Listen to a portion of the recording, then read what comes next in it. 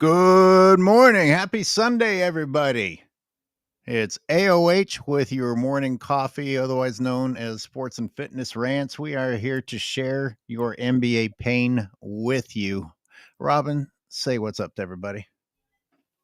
Ha ha ha! Yes, sir. Once again, it's me and my man Nazar, the video footage.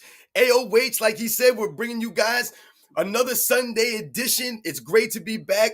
Thank you to everyone. I already seen the chat. Michael Knight, Renee 43, Cameron Peterson, Terry Cundiff. That's right. Let's roll. Groovio Sphincter, what's up? Shout out to all you guys, man. Thank you very much for all the support, man. It truly means a lot. And you guys know the deal, man. Let's roll. Rubio Sphincter. I know some people got some great names, man. It's crazy. Sometimes when you read this stuff off, it's like, yeah, that was crazy. Cheers to you, McZuggins. I'm about a minute late today. Sorry, I was getting a couple of clips ready for the show.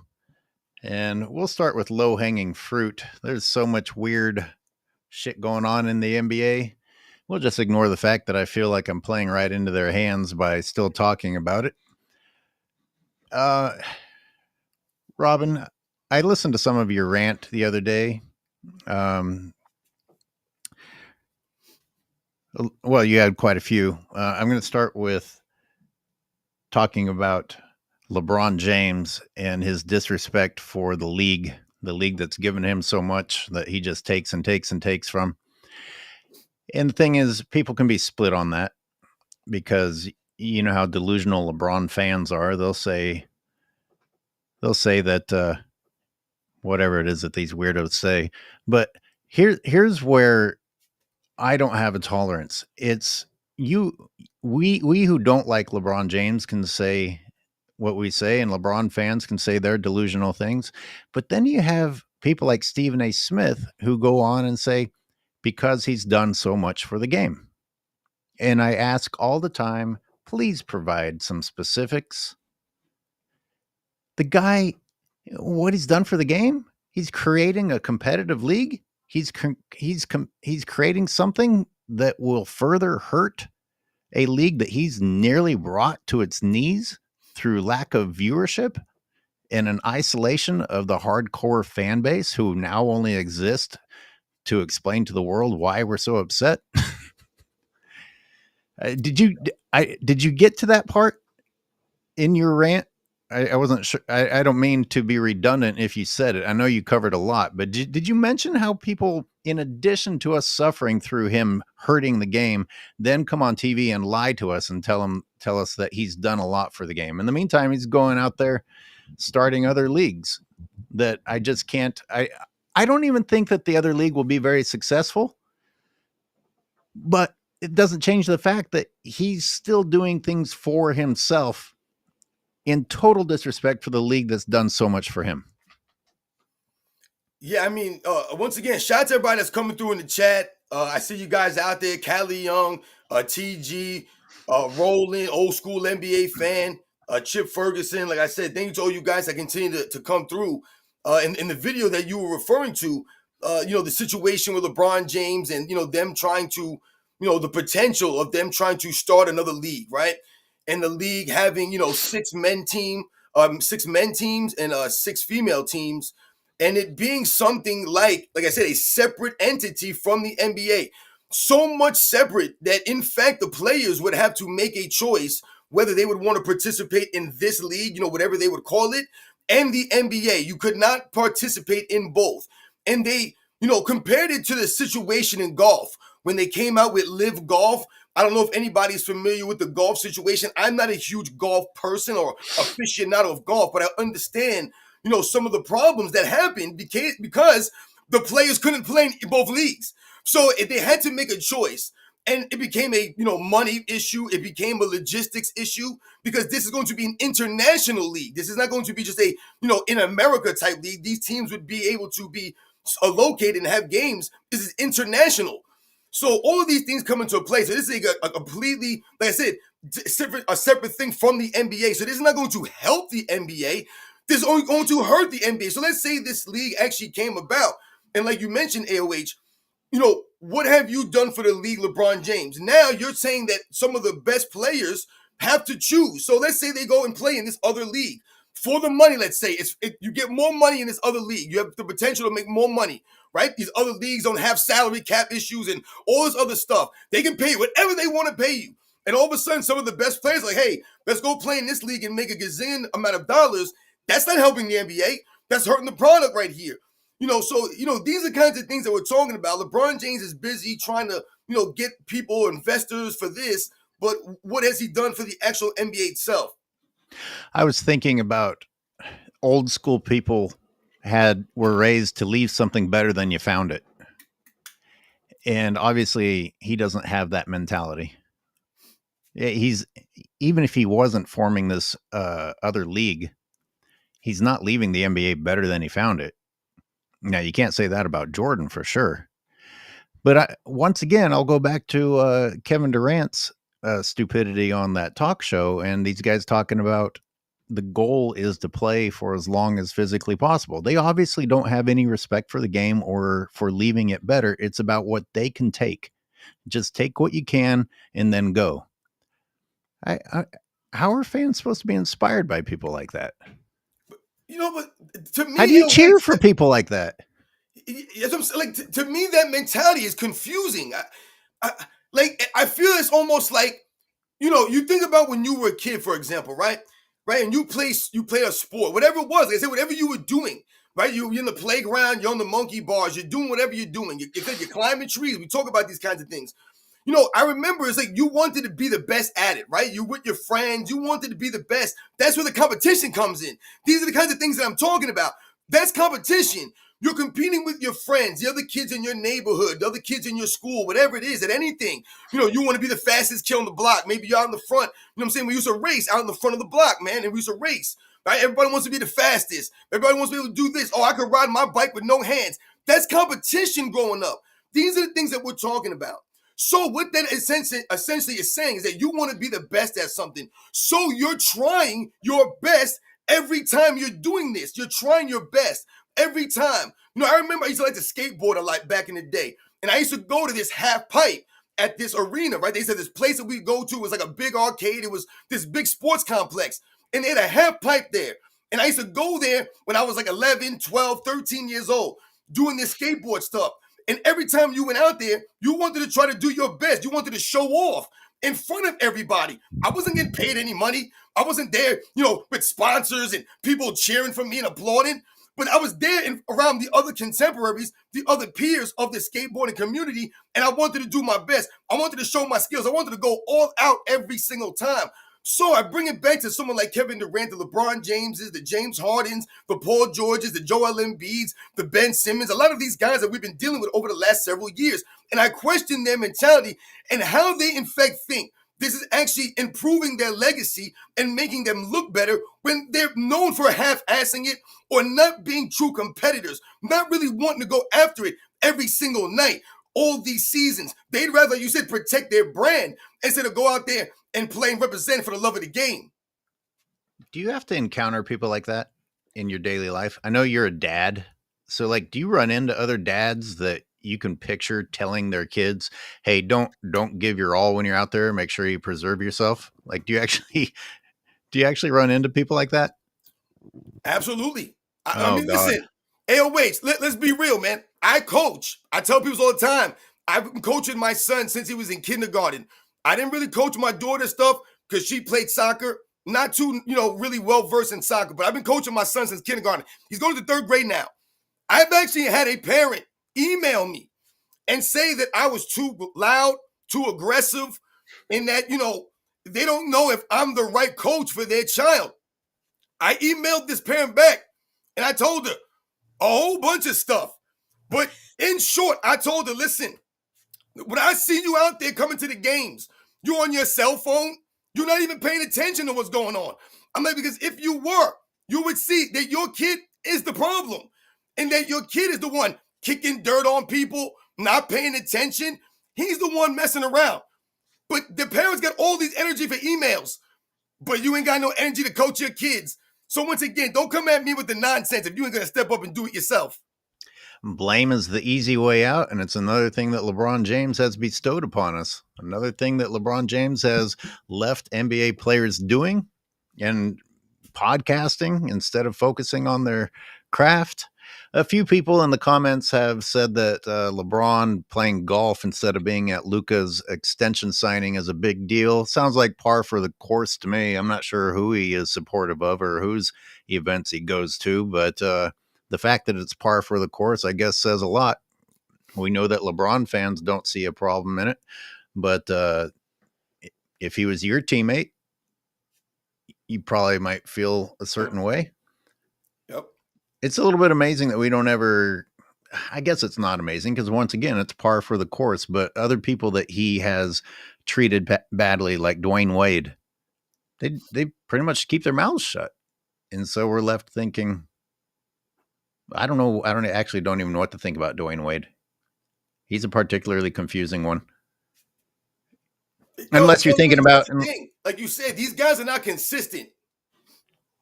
His attempt to get his next job in broadcasting, I guess that's one way to look at it. Which, once again, how much can you like men like that will let someone shit on them so that they can have a job when they already have money? Which brings me to Gilbert Arenas.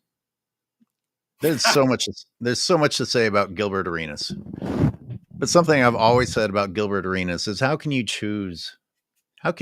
willingly choose to say dumb shit because it gets clicks when you're not in dire straits or anything like that?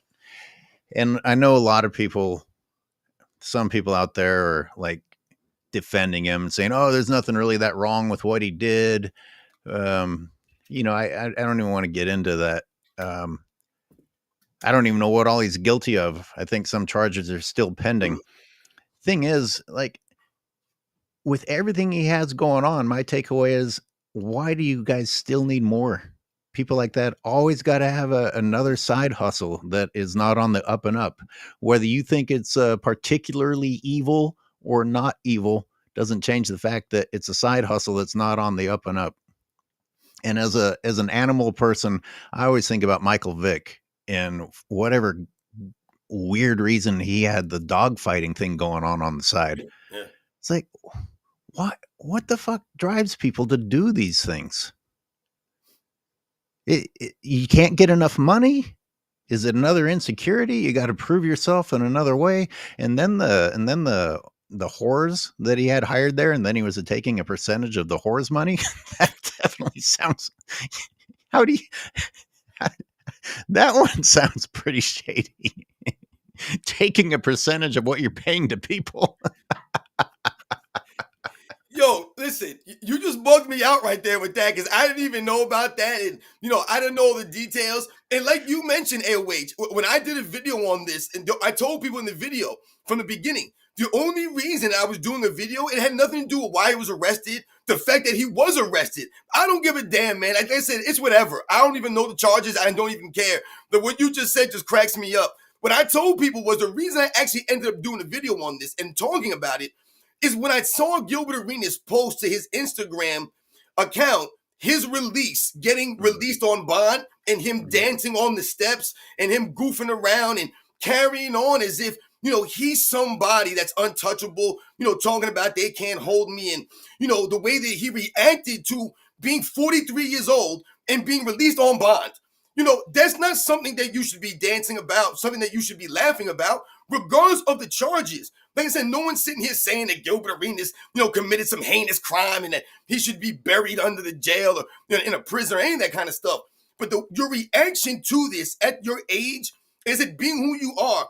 And you made a great point, AOH, when you talked about the people and their need to just always have to have more money, just more something.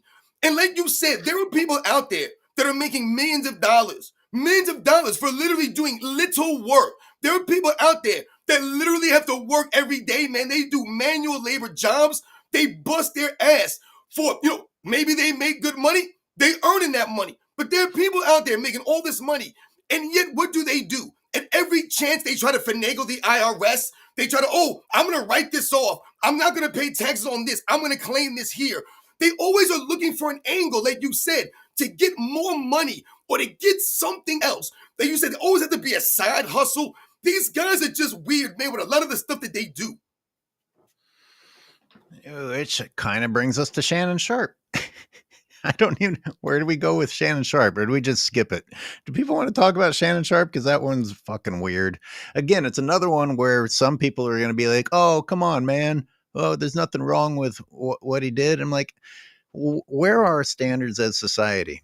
If you want to say that he can be a freak with his again whores, you know, it's an only fans model, but it's a whore, not even an attractive person. But these aren't people that we need to have on television telling our kids who the GOAT is. These are not people that need to be getting paid by ESPN to come on television and talk when we're hearing audio release of them. I thought that there used to be a standard that people got fired automatically for shit like that. I'm like, oh, wait a minute. Sorry, we can't be associated with you. Yep. I guess those days are gone. You know, the thing that I talked about, and I was on Man Down Sports Friday night. Shout out to those guys. And we touched on some of this stuff. The Shannon Sharpe thing was confusing to me. It's like you said, Airways. A lot of this stuff is just weird. But what confuses me with Shannon Sharpe is, once again, we talk about how old Shannon Sharpe is. This man's almost 60 years old, I believe. And you talk about the experience, where Shannon Sharpe has been throughout his life, who he is. Let's understand something. Shannon Sharpe is a Hall of Fame football player. I remember watching Shannon Sharpe back in the day, man, growing up. Shannon Sharpe, man, was really, really good. An excellent tight end. One of the best Shannon Sharpe. Dude was great football player. That's what confuses a lot of us about Shannon Sharpe today. That's not the same guy that I remember that I see now on TV. That's not the same Shannon Sharpe that I remember watching on the Denver Broncos all those years and those years on the Baltimore Ravens. So when you talk about Shannon Sharpe, you have all this experience. You are a professional athlete. You are a very good professional athlete. So you've had access to, like you said, these women and all of these situations. And like I said, I always tell you guys, they have access to luxuries that we can't even imagine, guys. We can't even imagine what some of these guys have access to. So all of that, all of your life, you've been doing this stuff. Now at this point in your life, you're getting outmaneuvered. You're getting out-savvied by 25-year-old women, by some of these young women. What do they know? They're outmaneuvering you. I'm telling you right now, this might sound stupid. This might sound insane. If I'm people like Shannon Sharpe, I'm not talking about some young guy that just came into money, 21, 22 years old. He just signed his first deal, and he's out here doing stupid things, making mistakes. No doubt about it. That would have been me too, probably, man. But I'm talking about almost 60-year-old grown men. These are grown-ups. Could be grandfathers to some people. We're talking about grown-ups out here. And these people are being outmaneuvered by these young people. They're making some of the dumbest mistakes. They're doing this stuff over and over again. They're putting themselves in these positions. And when you talk about someone like Shannon Sharpe, my goodness, man, this is what you have to do. You're going to have to start filming everything. You're going to have to start getting written consent.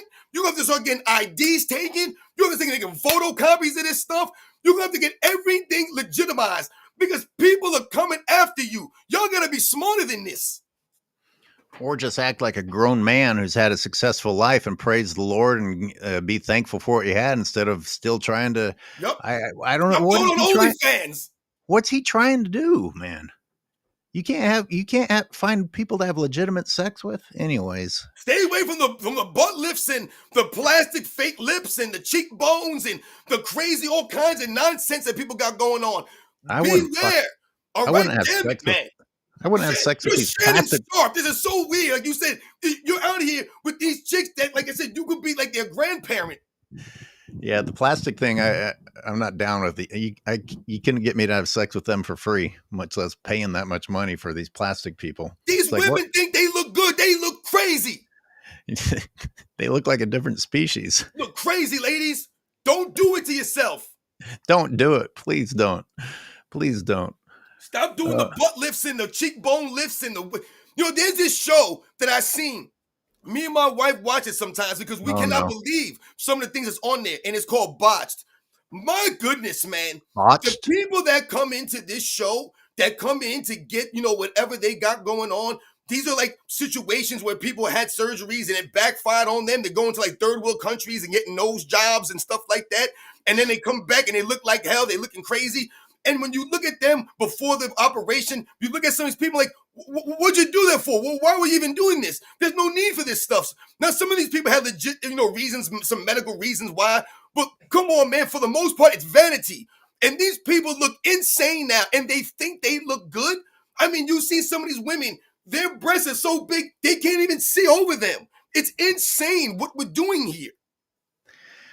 I gotta say, I'm disturbed that you guys watch a show like that, but we won't spend too much time on that. Hey, we I'm not started the saying show. I'm DVRing it, man. I'm saying, like I said, you watch that sometimes when you flip around and you catch what some of these people look like. Sometimes I know. it's like the 600-pound life or the 500-pound life. Sometimes you flip around, I catch that in between, and oh my goodness, I'm sitting there, the dude ate a pack of bacon, 1 pound pack of bacon for breakfast, like it was nothing. Like it was no, I mean, he wiped it out. A pound of pack of bacon. If I buy that in my household, that's lasting for like 2 weeks, man. This dude ate it for breakfast. And then turned around and complained about his diabetes medication I costs was like, being too high. this show is crazy. I saw this thing called Hoarders once. Oh my goodness. We're in I the weeds. couldn't believe it. It's crazy. The lady was walking on cat doo-doo. She was just walking around on cat doo-doo. What are you doing, man? Are you kidding me? There were dead cats under the couch. This is like a movie. This is what was going on. I mean, God. She was walking over trash. You never thought to yourself, hey, let me go ahead and take the trash out today. No, I'm just going to leave it there. Insane. I've actually removed myself from being able to see these things because I would sound crazier than Robin does if you heard me reacting to this shit. I have to pretend it doesn't exist. Otherwise, I'll just go fucking nuts. They make TV shows on this. I don't watch it. I know, man. I pretend it doesn't exist. I pretend it doesn't exist. Let's read the real Siberian. we got Robin real fucking pissed off today. She was walking on cat doo-doo, man. It was just doo-doo, man. They're just walking on it. That's insane. The real Siberian says LeBron's only loyalty is to disloyalty. Well, he's pretty consistent with that. I'll give you that. His subjugation of the league and its fan base is abhorrent and knows no bounds. I don't think Robin's going to get past the cat shit.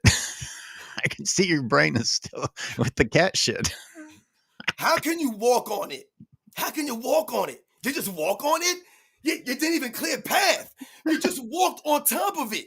So all you're doing is you're squishing it down more on top of each other. You just keep walking on it. I mean, and they made a show. She couldn't even open the door. Come on. You couldn't go over the door. We got to move on. You got people ringing doorbells. You're talking through the door. Sorry, I got 2 feet of crap blocking the door. Imagine the poor animals. They're prisoners in that old hellhole that she created. Anyways, thank you for pulling us out of this Thanos snap feminism. I'd criticize us for our bad content, but I think we're actually getting ourselves primed to be given a contract on ESPN. If we keep this up, we might be on the quality level of Fox or ESPN.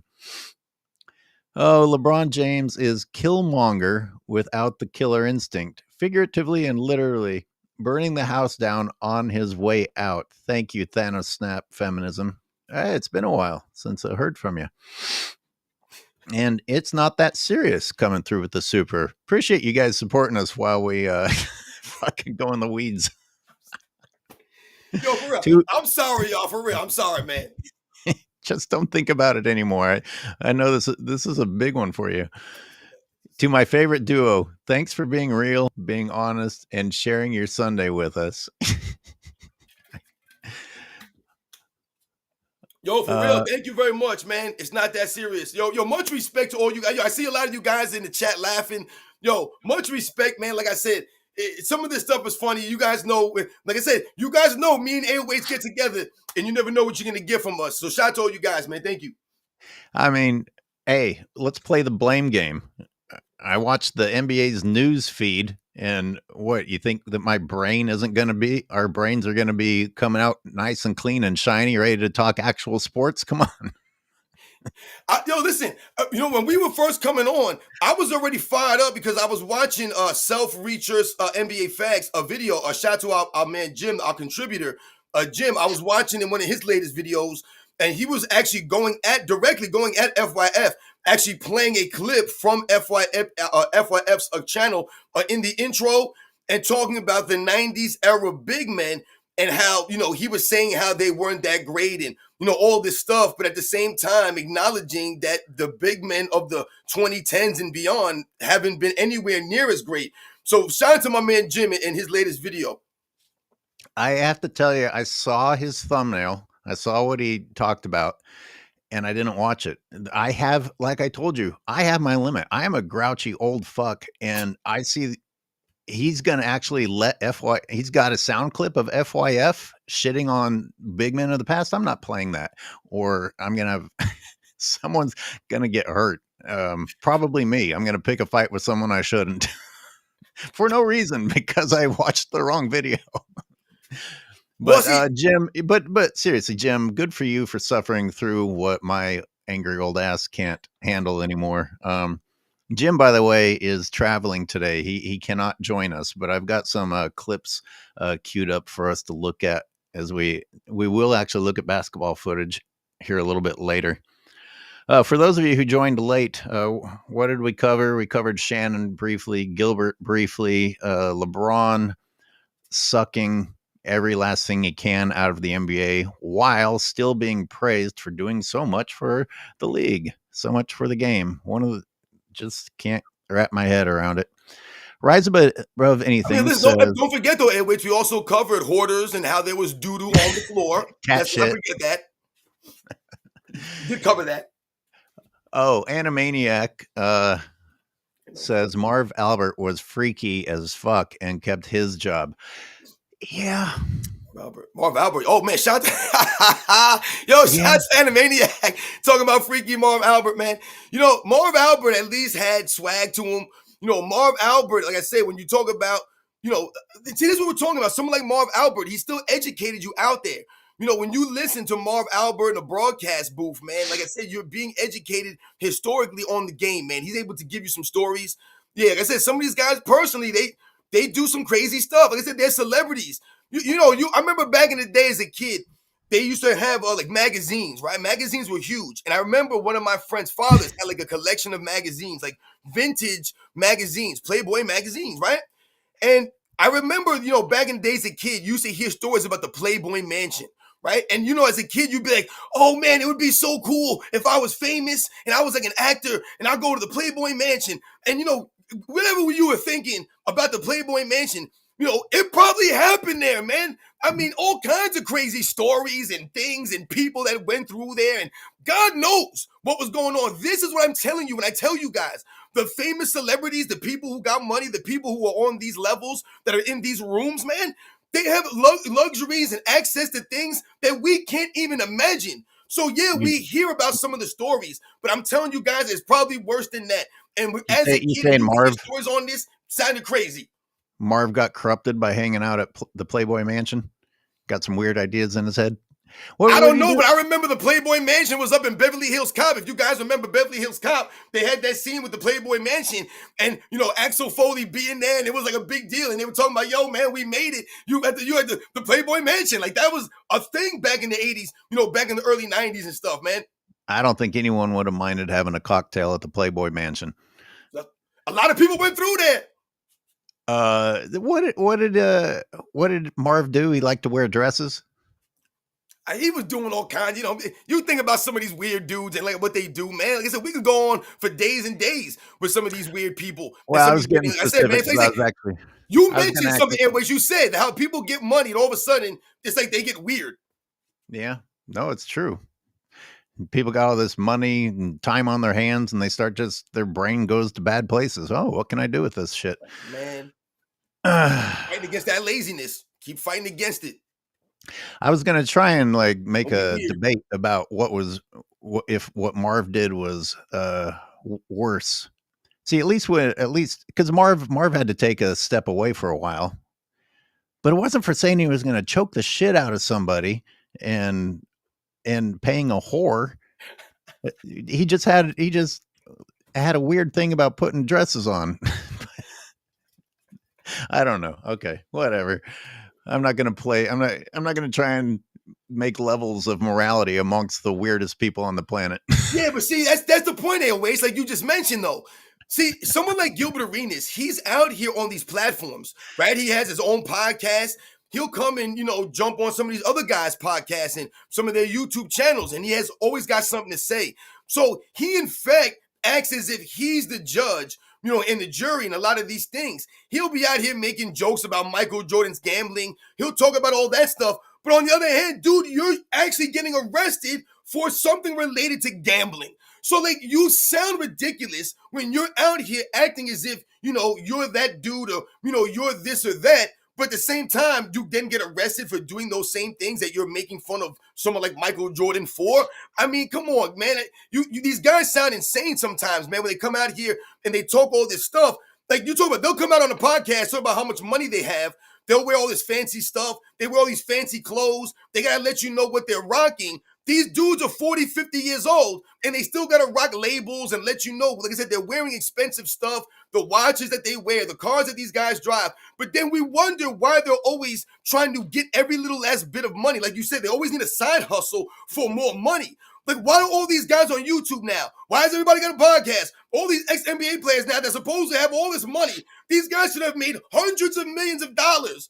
These guys should have just been off in the world, just chilling, minding their business, living their best life, like they say. Man, listen, man, we retired basketball players. We retired at 35. We retired at 38. And instead, they out here telling stories that don't even add up.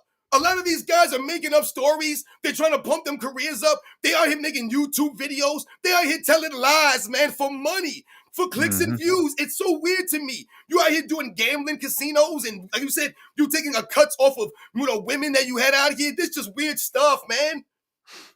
Yeah, I guess for those of us who don't have money and are out here trying to tell the truth, and you look at people who have money, and it's like, Jesus, man, you have it easy. You have every opportunity to do the right thing, and you'd rather take the easy way out and get an easy paycheck when you don't even need the paycheck by continuing to spread lies.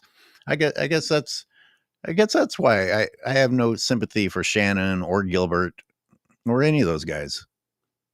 Whatever they got convicted of, you know what? Fuck you. Yeah, man. Thanos is talking to you on this one if you want to read it. Yeah, shout out to Thanos Sat Feminism. Sports and fitness, adversity builds and reveals character. Absolutely. By dancing on the steps, Gilbert showed everyone that his age of 43 matches his IQ. Yo, shout out to Thanos Sat Feminism always coming through. Yeah, and like I said, that's what I alluded to. That was the thing that bothered me when I saw him post that on his Instagram. I'm like, this guy really thinks it's funny. I mean, like I said, he was talking about they can't hold me. Like, and I joked and I said, I'm like, dude, you're not John Gotti. Like, who do you think you are, man? Like, that's something that someone like John Gotti would come out of prison or come out of court or come out of the, on bail and say, man, they can't hold me. I'm John Gotti, man. Like, dude, you're Gilbert Arenas. You're an ex-NBA basketball player, and the reason why your NBA career ended is because essentially you were an idiot, and here you are all these years later still being an idiot dancing on the steps. Well, how's that for in flip-flops, in a t-shirt and shorts? How's that for a representation of how society has fallen along with the NBA? Like, Gilbert Arenas got in trouble for being a goof earlier on in life. Now he's celebrated for being a goof.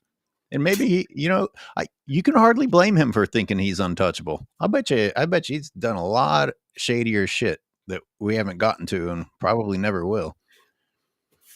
So I'm saying, what? I didn't even. I almost forgot about all of LeBron's passive aggressiveness. Like, if you are this businessman and your true goal is to own a team and be you're more of a money hoarder than you are a true fan of the game of basketball, then I can't change that about him.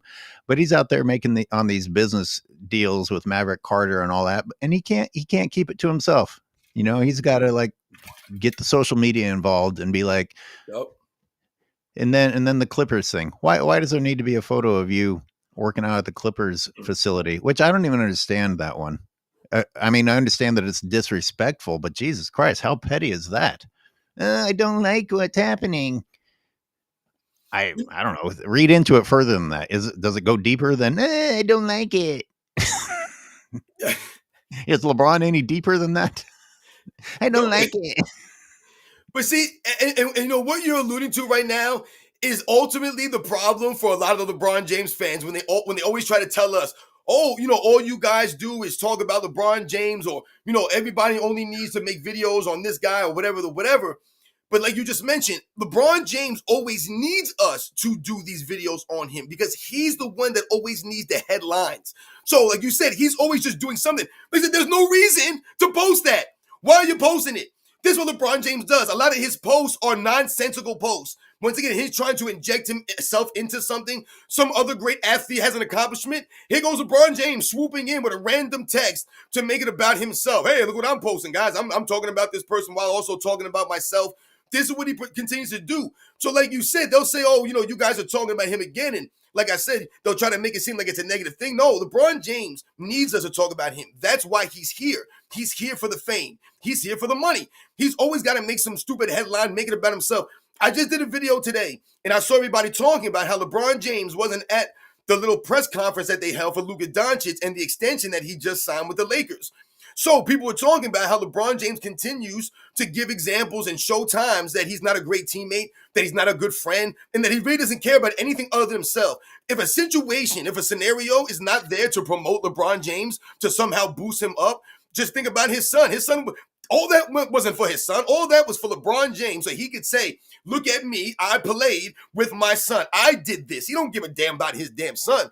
So he wouldn't even go to the ceremony, the little press conference for Luka Doncic, and that just highlights many other examples that we've mentioned about LeBron James not being there, you know, for his teammates, or being there as a friend, or being there as a Laker. You know, when we talk about Kobe Bryant's statue unveiling and LeBron James not being there, and LeBron James not being at the Dwayne Wade's Hall of Fame ceremony, and you know, LeBron James not ever texting DeAndre Ayton when he comes to the team. You know, you're supposed to be one of the leaders. You don't even text this man.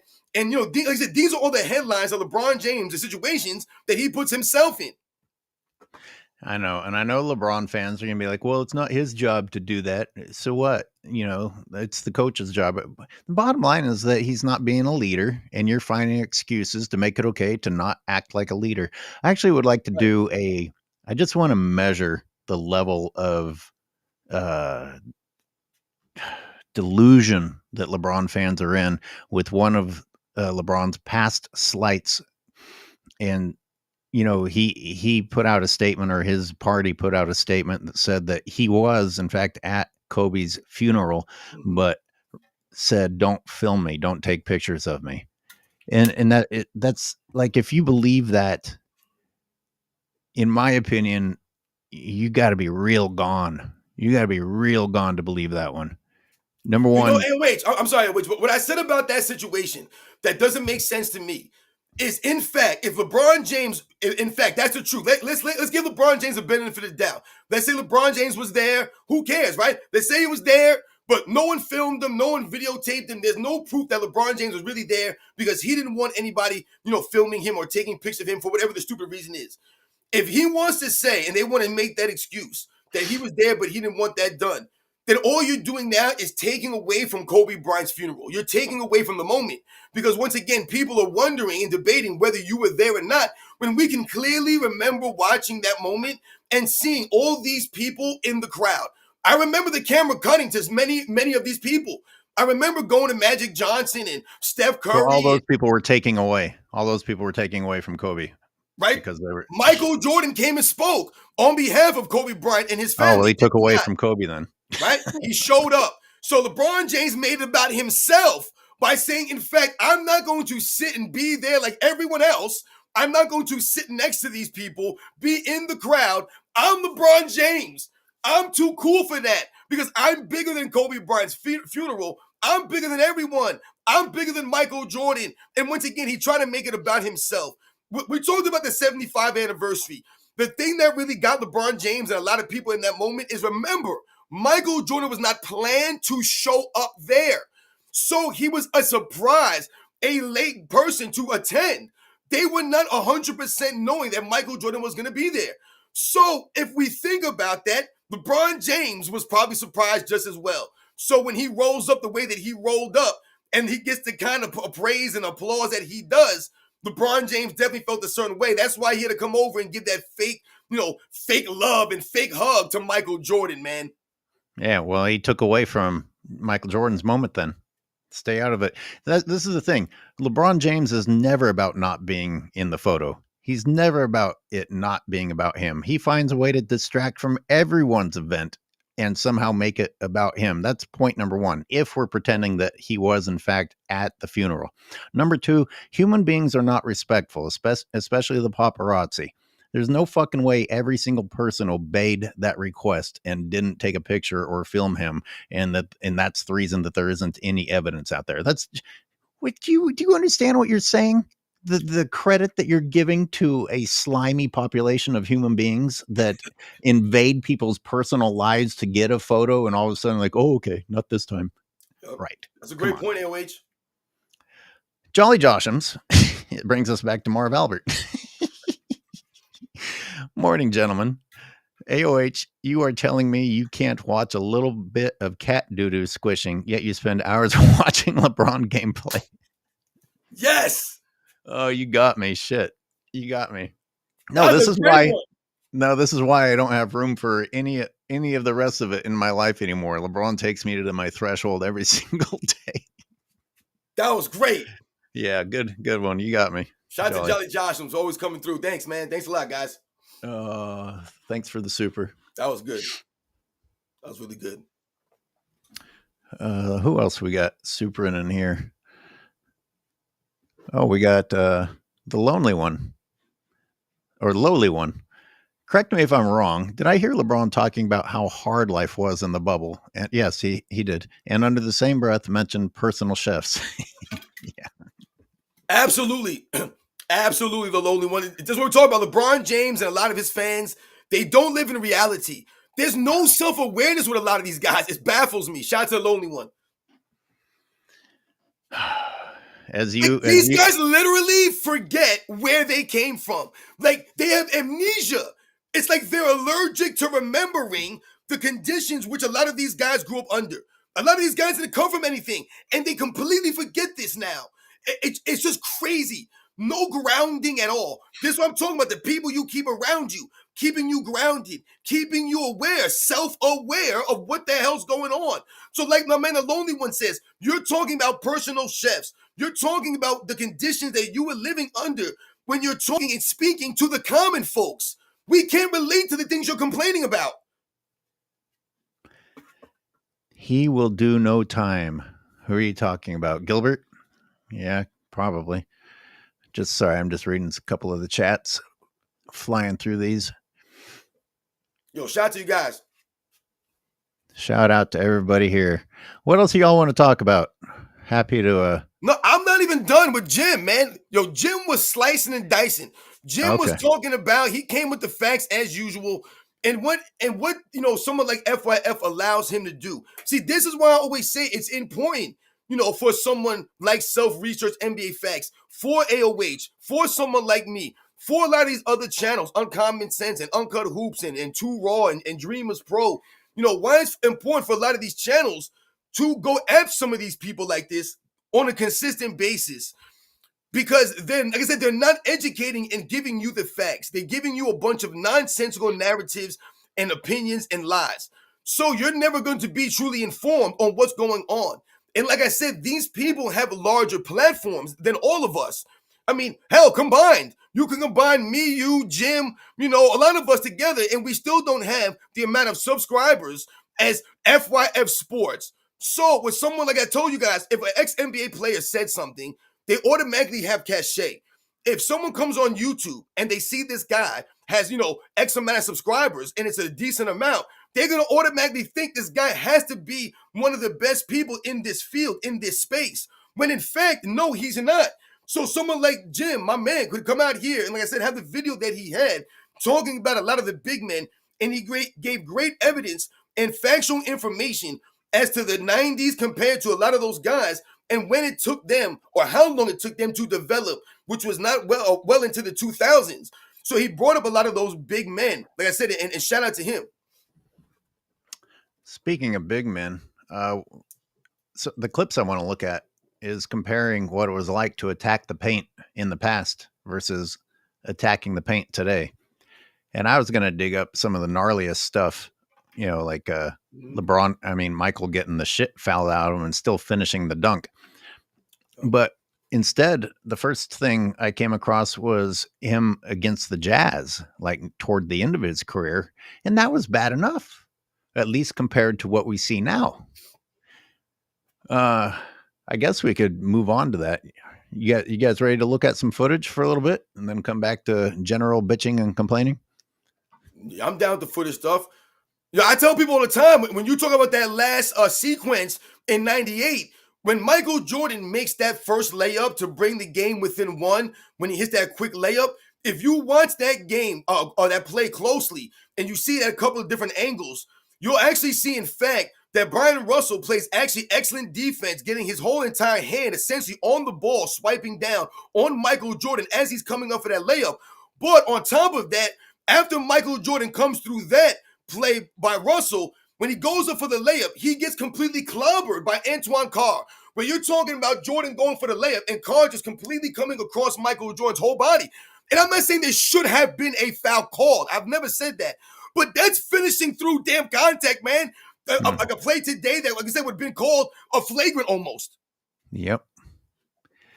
This is from The Real Donald Trump, SNFR and AOH. Thanks for the content. When will you guys have a live debate with the LeBron fans?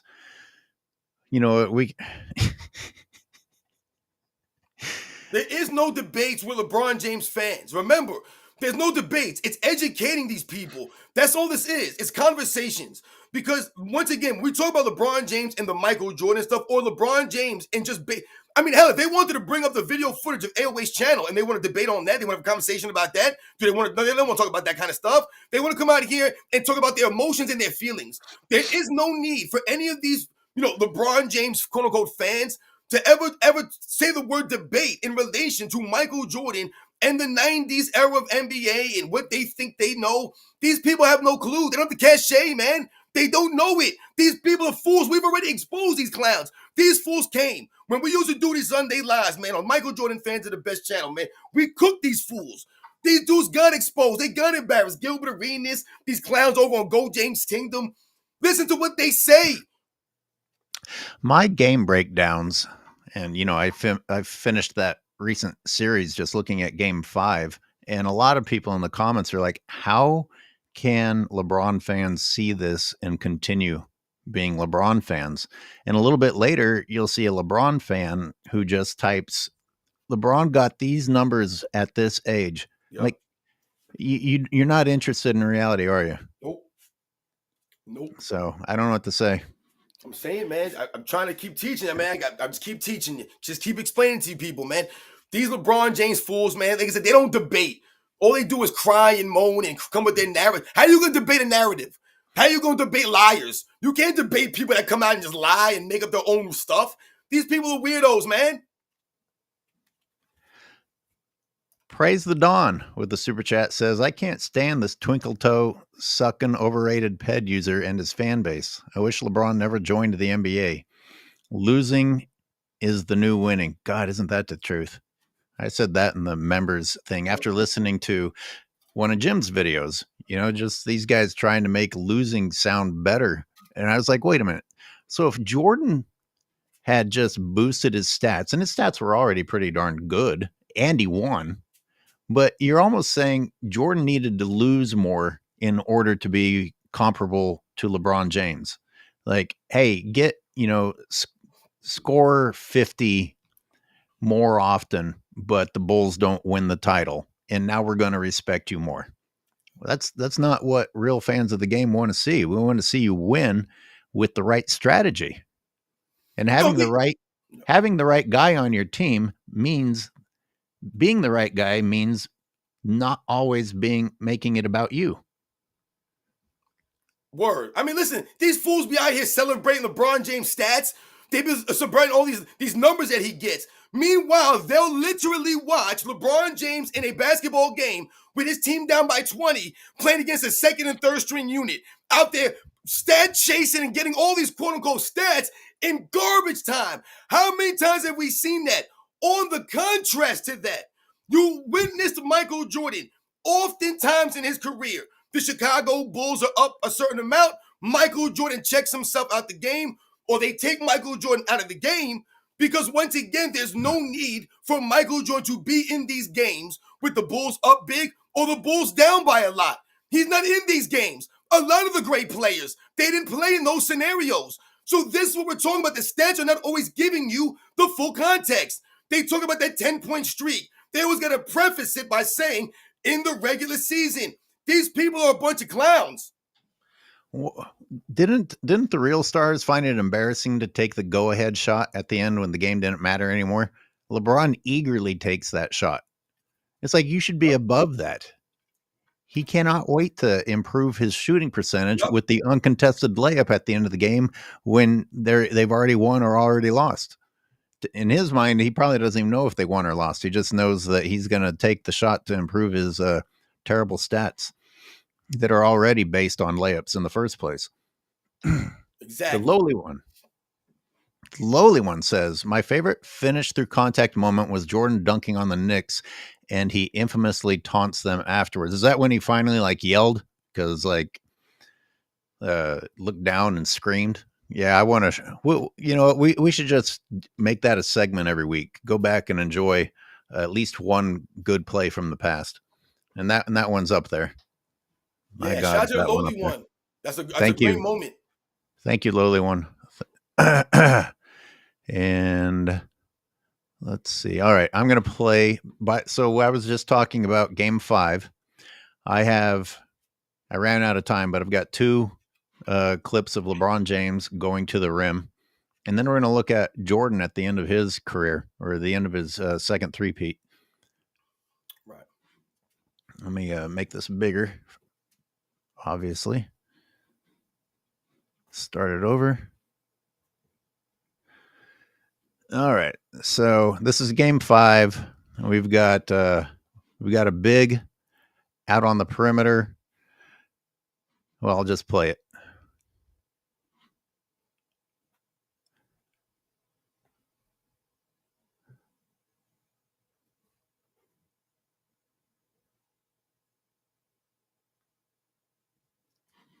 So the takeaway for me is that he gets around the first defender, who was terrible, by the way, and then there's nothing waiting for him afterward. I don't know what the second guy did, Randall.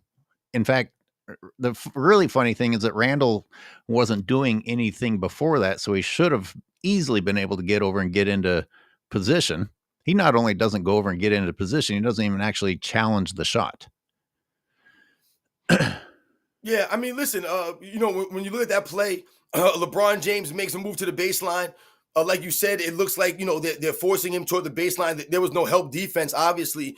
But, one of the things that we have to remember, as far as LeBron James and, all these things that we've talked about, no one's like I said, LeBron James is a great basketball player, right? He's a Hall of Fame level basketball player, right? And he has a certain level of athleticism. But one of the things that we've always touched on is that LeBron James oftentimes is the biggest player on the court, right? So, when we talk about a lot of these plays that LeBron James makes going towards the rim, and we talk about how the, NBA has taken away the level of physicality that was once there, then, these plays are not as impressive. Like I said, when you talk or you bring those kinds of things into account, like you mentioned, the lack of, resistance at the rim, the lack of really any kind of defensive resistance. We understand it's one play. These plays happen in a basketball game. But like I said, look at the size of LeBron James versus a lot of the guys that are already guarding him. And like I said, the reason why I bring that up is because a lot of LeBron James fans, they like to talk about the kinds of players that guarded Michael Jordan in the 90s. And they'll say that, oh, Michael Jordan was bigger than all these guys. And that's not necessarily the case. But when we think about why Michael Jordan was guarded by shorter players from time to time in his career, is because, like I always tell people, you couldn't just put one kind of defensive player against Michael Jordan. Even Dennis Rodman struggled guarding Michael Jordan. The Joe Dumars and the Michael Coopers and the Alvin Robertsons. All these great defensive players, the Gary Paytons, they all struggled guarding Michael Jordan. No one's stopping Michael Jordan or shutting him down. But you also need to do different kinds of defensive guys. Bigger guys, shorter, quicker guys on Michael Jordan. But Michael Jordan is not some hulking figure where he's out there going to the rim and is the biggest guy when he's going up for these dunks. He has resistance waiting for him in the form of shot blockers or enforcers. Well, let's take a look at some of that. And you actually talked about it a little bit coincidentally, because you didn't know what I was queuing up today. But we are going to see some of that Jazz series. And again, I can find way worse examples, but I thought this was a good starting point since I hadn't even really considered these. Since game 2. Michael confronted by Carr after he blew by Morris. This game since All right. game 2. Michael confronted by Carr after he... Now, before we even look at the contact, there's an obvious difference simply based on the fact that someone was there waiting for him after he got past the first defender. I mean, we don't even have to look at anything else, and we already see a massive difference between then and now. Now let's take a closer look at the extent of the contact.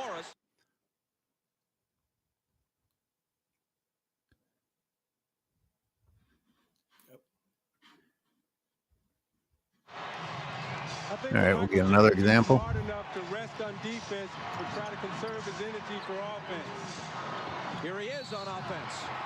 And he'll be coming to the foul line just as the fourth quarter starts. Russell is on him. He gets by him. Good Lord. You see, they're so conscious of Michael Jordan coming off the screen. He gave Russell the fake. Then he came baseline, and watch as he braces himself to absorb the contact. I'm sorry. Is that wind up and follow through? I want people to understand too. When I talk in my video a lot of times about Michael Jordan in the triple threat position, and you look at the work, and you look at Antoine Carr, leaning his entire arm and body weight on Michael Jordan's shoulder, preventing Michael Jordan from really getting that lift off.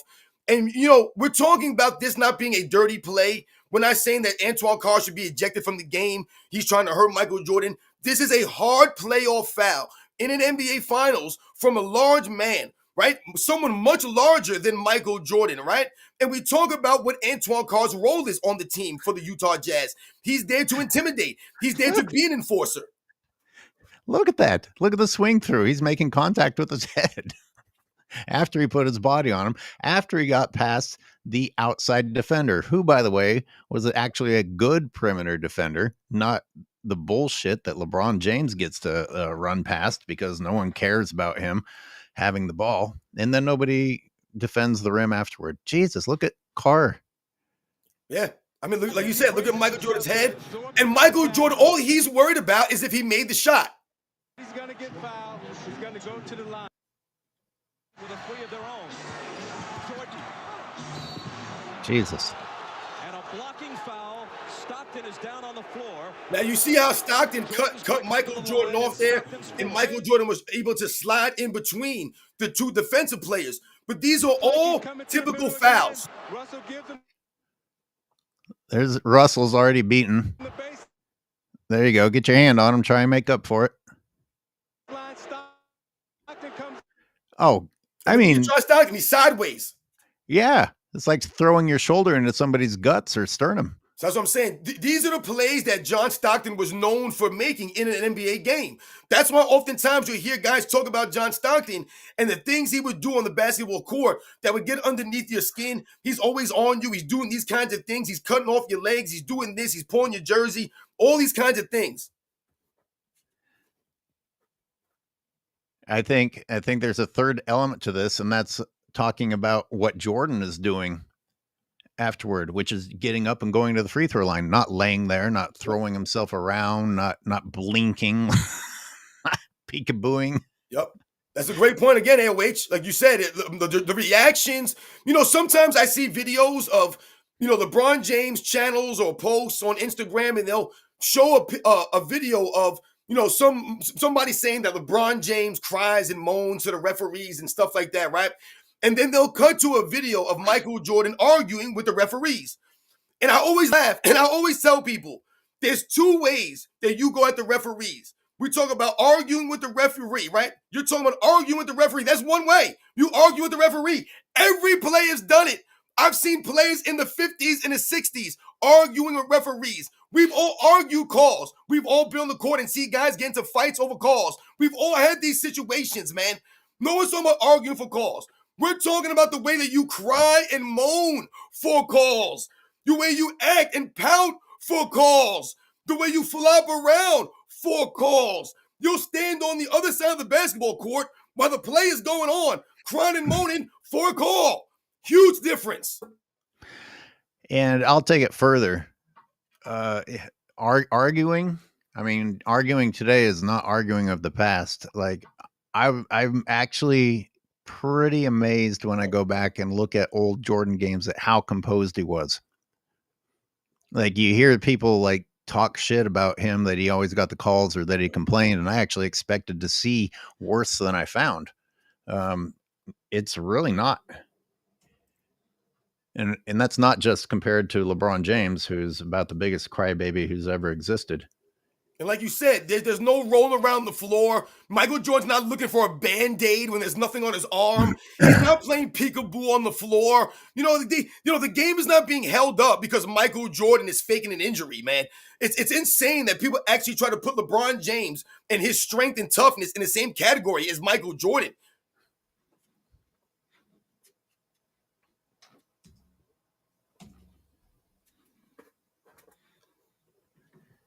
Come on, get on the screen there. You got one more to show. Uh-oh. Well, it's just a follow-up to what I showed before. Oh, okay. Now that we've looked at Jordan, we'll go back and look at LeBron again. Okay, so I'm talking about who you have to get past at the beginning. Now, big men should not be trying to guard your point guard or your small forward, especially not the slowest one ever. Someone correct me if I'm wrong, if Rudy Gobert isn't the slowest center in the NBA. Go ahead. I could be wrong, but like, the guy takes forever for his arms to listen to the brain signal that his brain is sending out. So that's who LeBron has to beat on the perimeter. And then there's no one meeting him at the rim. Again, this is what LeBron James is doing in the playoffs that people are excited about. And I understand that he made the bucket, but can people understand why that's not inspiring compared to what we saw from a smaller person who went up against greater contact? Listen, hold on, LH. Listen, yeah. You're just triggering me on something. You're just triggering the hell out of me right now. Yeah, I want people to understand something right now. When we talk about LeBron James, right, what you just illustrated and what you just highlighted, LH, is something that I've mentioned many times, that I just talked about. LeBron James has been listed in 5 different positions throughout his career, right? Remember, LeBron James was playing down low in that series. Remember, they were talking about, LeBron James, he can't play center and power forward. He can't bang with those guys every night at this age. And I laughed and I said, where else is LeBron James supposed to play defense at?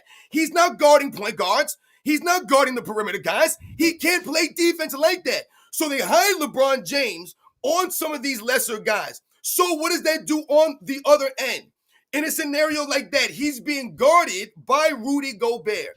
So what happens there is he beats Rudy Gobert off the fake, right? Off the ball movement, the off-ball movement, because Rudy Gobert is not known or used to covering perimeter guys. He's a big man for what it's worth these days. And you pointed to his lack of overall quickness and instincts for Rudy Gobert, even though he's a 4-time Defensive Player of the Year award winner in this era.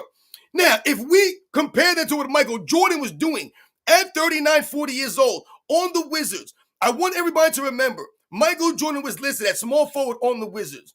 We understand Michael Jordan's age. We understand that he was coming off the knee issues the year before. But if you guys remember, Michael Jordan was in fact out there guarding the elite perimeter guys at that age. He was guarding Kobe Bryant. He was guarding Vince Carter. He was guarding Paul Pierce. He was guarding Ray Allen. He was guarding Tracy McGrady. He was guarding Allen Iverson. He was guarding a lot of these guys, man, at that age, man. He was doing it. He was putting in the work. He was digging in. I'm not saying he was shutting these guys down. He was locking them up. He was giving the effort against them. You think LeBron James would be guarding Kobe Bryant at his age when Kobe Bryant was his age? You think he would be doing that? You think he would be guarding the young Paul Pierce or the young Ray Allen, the young Tracy McGrady at this advanced age? He's not guarding these guys. Michael Jordan was out there doing this. I'm glad you said that, because maybe some people, when they watch my game breakdowns, wonder why I include the clips where LeBron's just standing there, just hovering. And I'm like, it's because you're always talking about what he's doing at this age. I'm like, well, what is he doing at this age? Yep. Oh, who is he guarding? Apparently he's guarding people that you don't have to worry about, because he just gets to sit there and hover. It's not like he's chasing people around and bodied up to him and running marathons all over the court. No, it looks like a resting opportunity when he's on defense. But we have to hear people say what he's doing at this age. What is he doing? I'm telling you right now, if Michael Jordan, and I hate to do these what ifs and the if scenarios, but the reason why we talk about Michael Jordan and a lot of these great players in these scenarios is because they gave us evidence to say this kind of stuff. We have a belief in that. That's why people will say, oh, if he didn't retire in 93, a lot of people believe he could have won 4 in a row. He could have won, 8 in a row, let's say. Why do people believe that? They say that because Michael Jordan gave you that belief. But when we talk about Michael Jordan, and like I said, the things that we're talking about, I believe and I feel if Michael Jordan, Wizards, right, played against those Minnesota Timberwolves, let's say, or Michael Jordan was on the Lakers and now LeBron James at that age, I guarantee you Michael Jordan would have been trying to guard Anthony Edwards. He would have been trying to hound him. He would have been going after him. He would have been competing. Once again, I'm not saying Michael Jordan would have shut him down and Anthony Edwards wouldn't have been dunking on him or breaking him down and doing all these things at that age. Absolutely. But he would have been giving the effort. He wouldn't have been making some excuse. Oh, I'm going to guard Rudy Gobert out here. You guys got this. I'm going to guard, Julius Randle. He would have been out there going up against Anthony Edwards.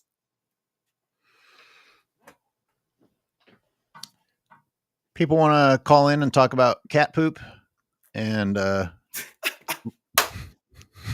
LeBron James. Similar subject. Do you want to deal with people? Because I'm just gonna, if we get a fanboy calling in, I'm just gonna keep my mouth shut and let you handle it. Because I tell you, I'm homicide level angry old man these days with the stupidity that's going on out there.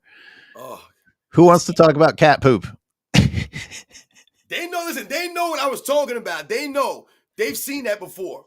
This stuff is crazy out there on TV. Like you said, that's like LeBron James' creativity when it comes to his dunks. It's like cat poop, man. The creativity. That's what we noticed in that clip that you showed. You know what I'm saying? His weak dunks going baseline. Come on, man. That's offensive to cats. I know some cats, and they wouldn't appreciate that.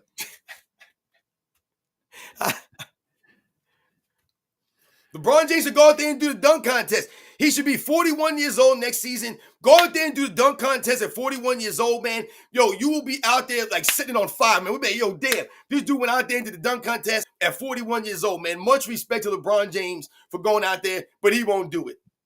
Nope. Yeah, I mean, if you want to say things like he's done so much for the game, we should be seeing him fearlessly giving his all in every way possible to keep the fans interested. Instead, all we hear are excuses about why his latest antic isn't really all that bad if you think about it. Oh, you mean if we ignore what we just saw? Yeah, the lame LeBron James fans, they always say like, oh, who cares if he did the slam dunk contest? Well, then y'all can't put him in the conversation of the great dunkers then. And Antoine, you all set? Get your speaker ready there. Yo, shout out to Antoine. Yeah, it was a little bit crazy. All right, I'm going to add you on here. All right. Okay, you're on. Hey, how's it going? What's up, All man? right. What's on your mind? So you know, looking at LeBron and Mike's careers, uh, and I hate to say this, and I don't say this maliciously, but it's just after I'm 50, so I've been observing basketball for a long time. LeBron is honestly one of the most manufactured players in the NBA that I've ever seen.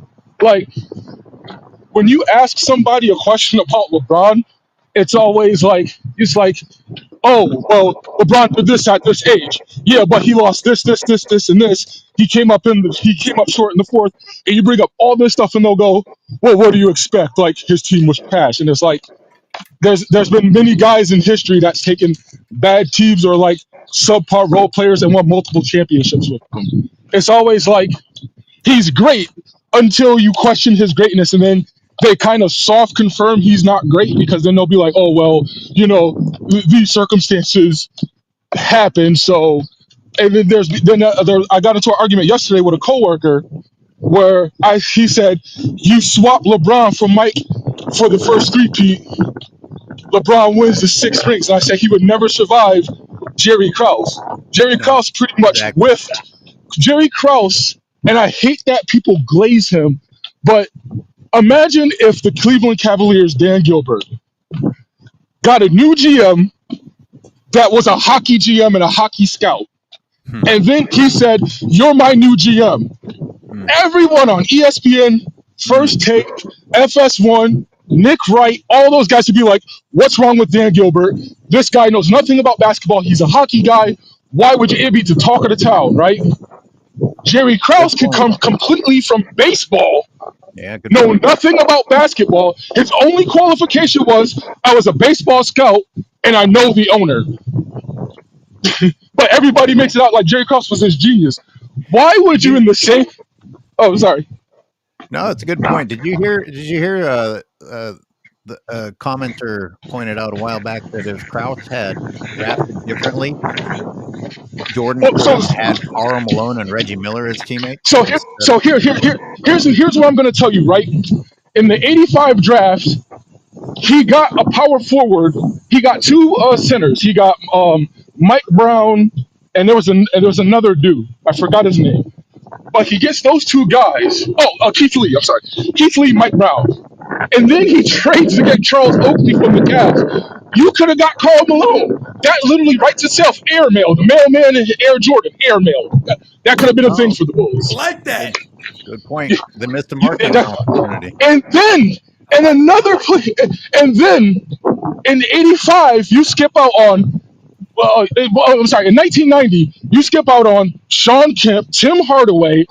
Um, you skip out on Del Curry, and then you go out and get a point guard who came off the bench on another team and scored 5 points per game. That was the number on that man's jersey. Imagine the Cavs going out, getting a point guard who scores 5 points per game, coming off the bench from another team and going, yeah, that's our starter.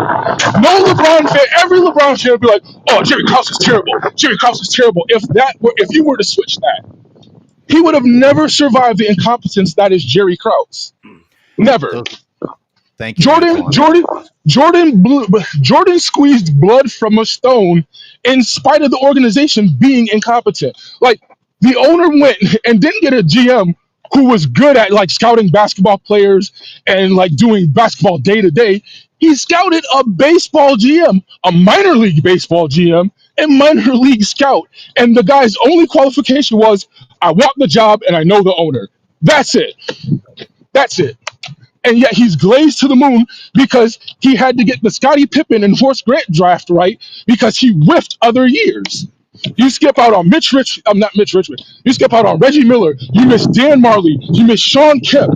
You go back and look at those drafts from '85 to 1990 when the Bulls had all of those picks. LeBron would never be able to survive that. He would have been left Chicago the moment his contract went up, Hey, and Antoine, nobody you know would. what? You have great points, but you made me also realize something. You know why we don't think about these things? Because we didn't spend time in the woulda, shoulda, coulda era. Jordan Right, just got it exactly. done. Jordan just Right, got it done, so we didn't wait. We're not wasting our time with the woulda, shoulda, coulda stuff. He got it done. exactly. all of LeBron's Exactly. all of LeBron's career is woulda, shoulda, coulda. Exactly, and that's why when it comes to LeBron fans, and then when the thing that I got this guy good yesterday. So he sat down and said, Scottie Pippen saved Jordan. He went 1 through 9. All those talking points. So I said, okay, then can we say Scottie Pippen is the greatest small forward of all time? He was like, well, no, man, because LeBron got 4 MVPs. I was like, Scottie was part of 2 3-peats. LeBron wasn't. Scottie Right. was part of a dynasty. LeBron wasn't. The greatest player ever said, without Scottie, there's no MJ. Nobody said that about LeBron. Hmm. So then all of a sudden, oh well, how many Finals MVPs Scotty got? How many this Scotty got? How many? I said, okay, so now we're devolving this into a Jordan argument because why did it not count for Jordan against LeBron?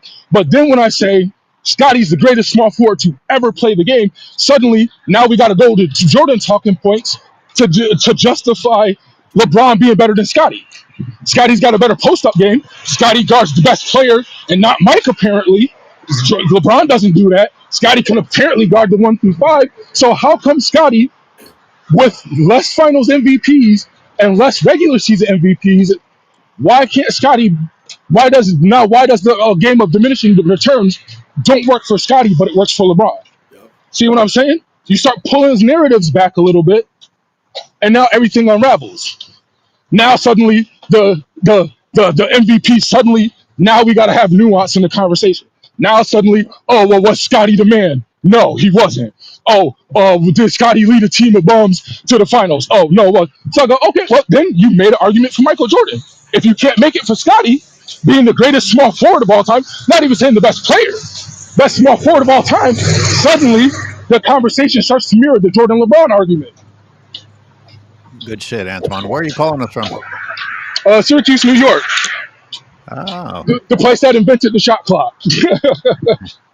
Out to hey, Syracuse. appreciate you calling in today. Appreciate you guys for having me, man. Yeah, thank you, All man. right. Great points.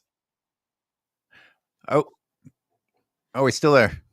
And okay, one. Are you unmuted? Unmute request has been sent. There you go. Okay. Okay. One more thing. In the '98 finals, the LeBron fans and everybody try to say Michael Jordan pushed off Byron Russell, right? Everybody looks at the push off, but look at where Byron Russell's hand is when he's guarding Michael Jordan. Just look at it. So it's either Jordan had to push him off and there's no call, or can we admit that Byron Russell had his hand on Michael Jordan's shoulder and Jordan pushed him off, but because he had his hand on the shoulder, that could have been a foul. Could have sent Michael Jordan to the line. He takes 2 shots, you don't get to take the ball from half court. So I'm just saying, but just look at that last sequence carefully and look at Byron Russell. We'll do. We'll cue that up for a future episode. Killed it, man. Much respect to my man. You know what else he made me think of is like the old school and the no woulda, shoulda, coulda thing. Like, thank God Michael Jordan doesn't have his own podcast and sitting down and telling everybody, "Oh, I didn't push off and or I could have done this or this might have happened or that would have happened." Thank you for being a man and not playing the game that these children today are playing. I like Michael being quiet because his game spoke for itself. I really do. Thank you for not having your own stupid fucking podcast where you tell the world that you could have won 15 rings and shit like that, because other people will say it for him. He doesn't need to, you know?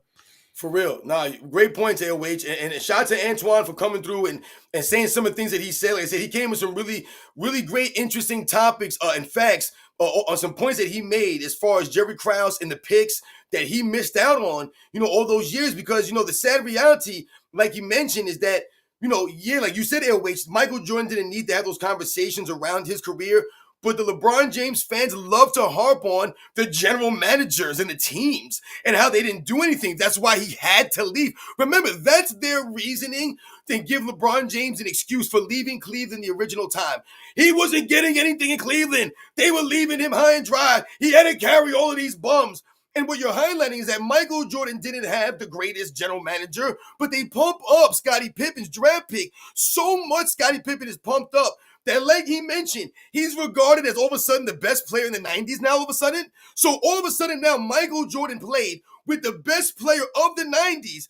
Meanwhile, they tell us Michael Jordan played against nobody in the 90s. So how can the 90s be not that great, but Scottie Pippen is great? It doesn't make any sense. But this is what they put. They put themselves in these kinds of weird scenarios because they George Costanza everything. So he made some great points because no one talks about the general manager for any other great player. No one brings up the general manager for Larry Bird Celtics. No one brings up the general manager for Magic Johnson Lakers. No one ever brings up the general manager for the Celtics back in the 60s. Do they ever bring up Red Auerbach? Do they ever bring up all the things that he was able to do? Do they bring up the general manager for any of these teams? The 70s Knicks? No, they don't. Only for Michael Jordan, because he's held to a higher standard. McZuggins with a super chat says he's guarding the ref. How many 4 versus 5s have we seen where he's sticking to and hand checking the ref during the live play? Masterful D. Yeah.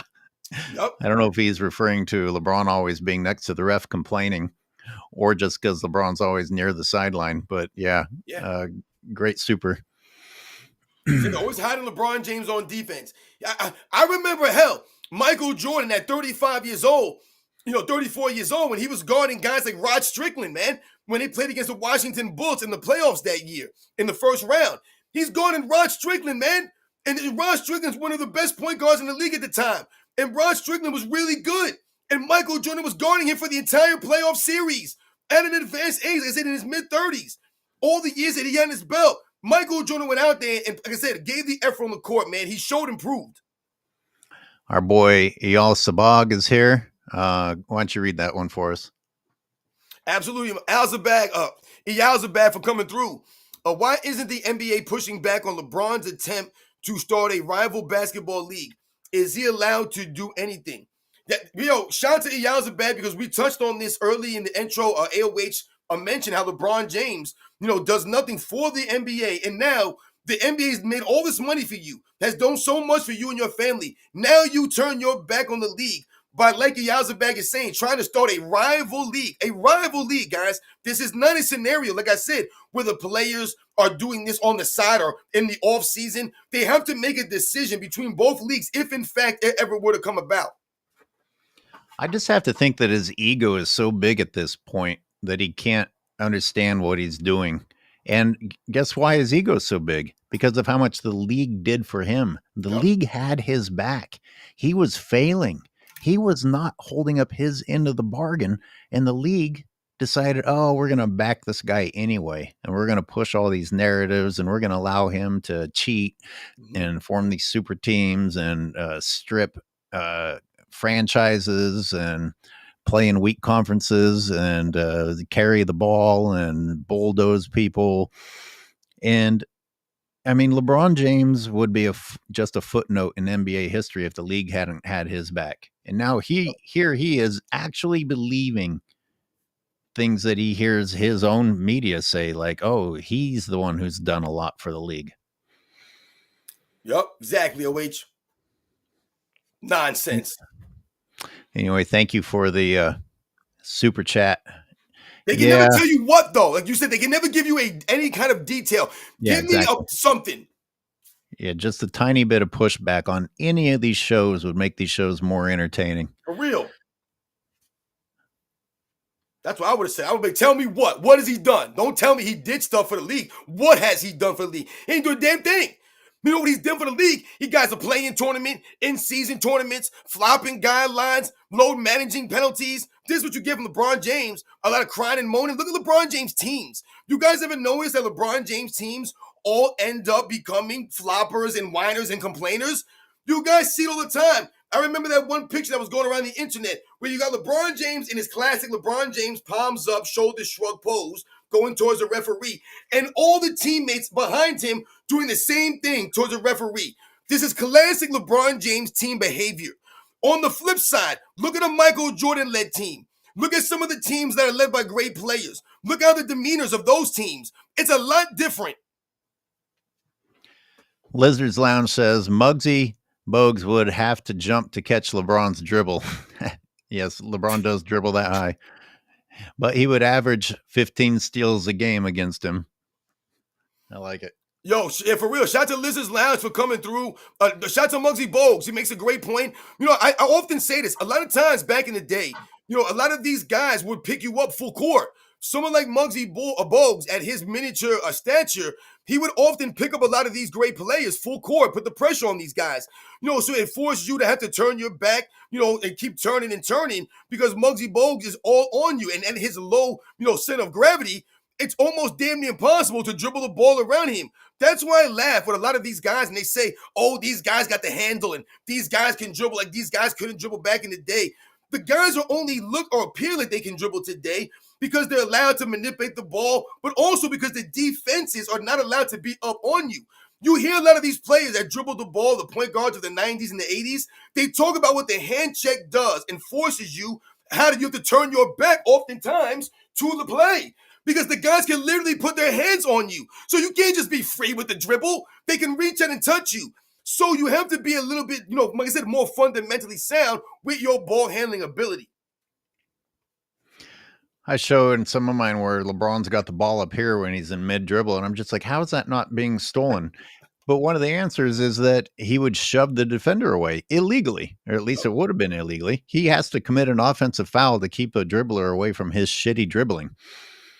Yeah, absolutely.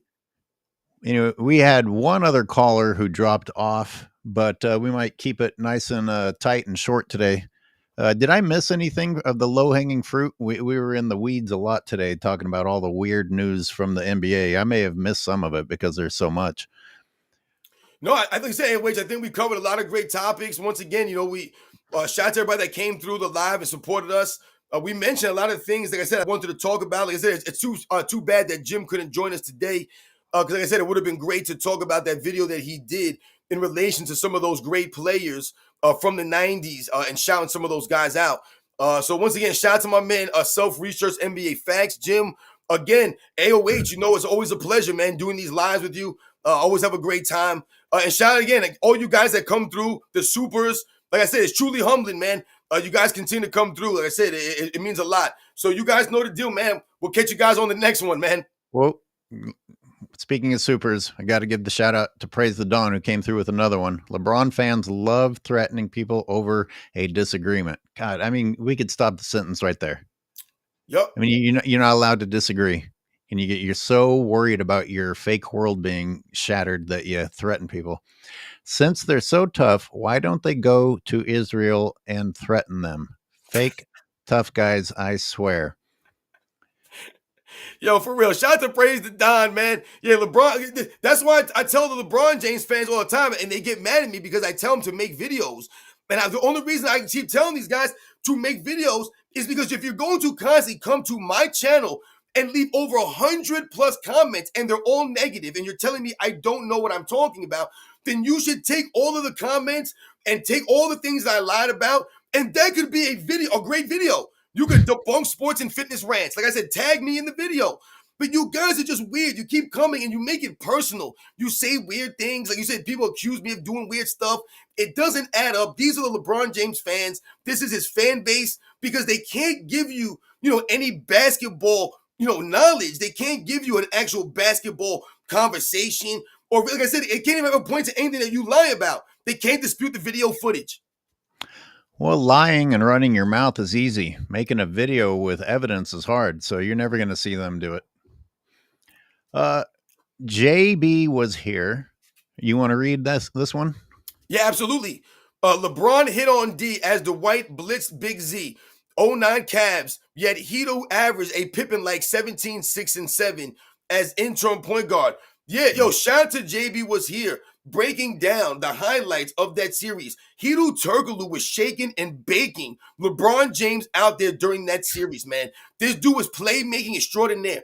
I remember, listen, man, I was basketball. A lot of us remember this stuff. We watched a lot of these things. People act like I just talk and say these things because I'm just making this up. The facts remain. Hedo Turkoglu was doing what he was doing. People could talk about LeBron James' teammates and they want to make excuses. That's what they're doing.